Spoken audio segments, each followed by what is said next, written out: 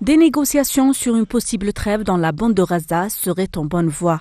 Un terrain d'entente aurait été trouvé à Paris entre le Hamas et l'entité sioniste. Ces pourparlers permettraient d'arriver à la libération des prisonniers palestiniens et des otages, mais également à un cessez-le-feu. La question posée est, s'achemine-t-on vraiment vers une trêve de longue durée ?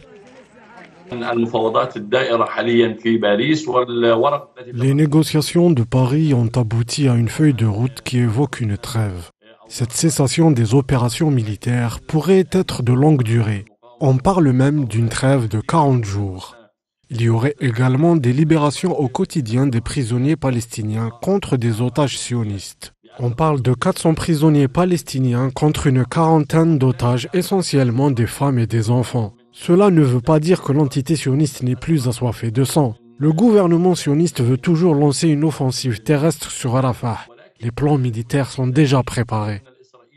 C'est une course contre la montre. La horde sauvage sioniste tient absolument à poursuivre ses opérations militaires dans la bande de Gaza, notamment à Rafah.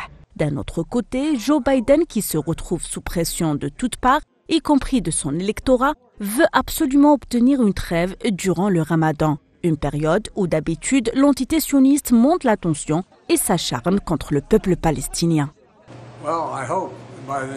J'espère que d'ici au début du week-end, je veux dire plutôt la fin du week-end, mon conseiller à la sécurité nationale me dit que nous sommes proches. Nous sommes proches. Ce n'est pas encore fait. J'espère que d'ici lundi prochain, nous allons avoir un cessez-le-feu. Un leader anonyme du Hamas a déclaré à l'agence de presse Reuters que les déclarations du président américain Joe Biden sur une éventuelle trêve sont prématurées et ne correspondent pas à la situation sur le terrain.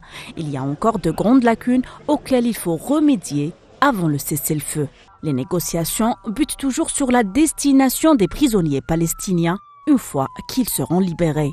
De son côté, le Qatar, partie prenante de la médiation, refuse de commenter les déclarations de Biden sur le cessez-le-feu à Gaza. Selon le porte-parole du ministère qatari des Affaires étrangères, les négociations sont en cours sur tous les fronts pour trouver un moyen d'entamer la pause avant le Ramadan.